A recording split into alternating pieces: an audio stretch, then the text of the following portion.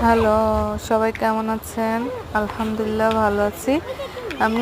আজকে আমি গিয়েছিলাম বাগেরহাট খান জাহান আলী শাহ মাজারে। তো এই যে বাগেরহাটে দেখুন নদীতে এই যে কুমির দেখা যাচ্ছে। হঠাৎ করে আমি ভিডিও করতে করতে আর কি কুমিরটা মাথা উঁচু করে ওঠে। তো আমার দেখে অনেক ভালো লাগছিল যে আমি অনেকবার গিয়েছি, 10-12 বার, তার বেশি ছাড়া কম। তো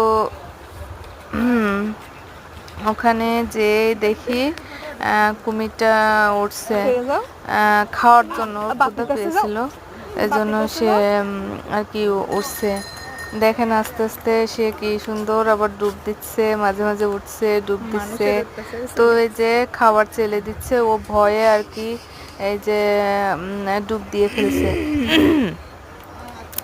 তো অনেক ভালো লাগছে একটা জিনিস দেখে, যে আমি অনেকবার আসছি কিন্তু এই দৃশ্যটা কখনোই দেখি নাই। তো আজকে হঠাৎ করে দেখে আমার আবু চলো আমরা চলে যাই।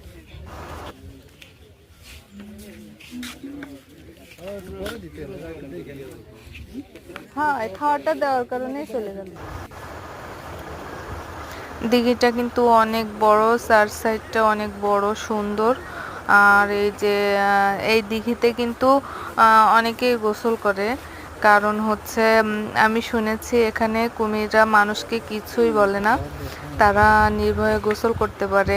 তো আমি গিয়ে আবার পানিতে একটু হাত দিলাম, কারণ হচ্ছে দেখলাম যে এখানে অনেক সেনাবাহিনী এসেছে। ভাবলাম কি কিছু হলো, তারপর দেখি না, ওনারা ওই যে এসছে এই দিঘিটা মাজারটা দেখার জন্য।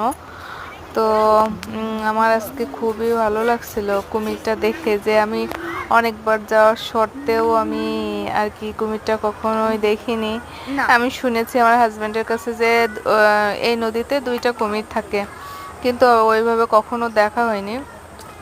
কুমিরগুলা নাকি মানে 2টা কুমির নাকি কখনো কাউকে কিছু বলে না। এখানে দেখেন ওই যে মানে সবাই গোসল করে, তারপরে হচ্ছে উজু করে এখান থেকে মসজিদে নামাজ পড়তে যাওয়ার জন্য।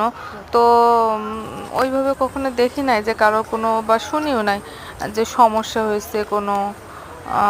এজন্য আর কি ভাবলাম আমি একবারে কাছ থেকে ভিডিও করছি, যার কারণে হঠাৎ করে আমার ভিডিওতে ধরা পড়ছে কুমিরটা।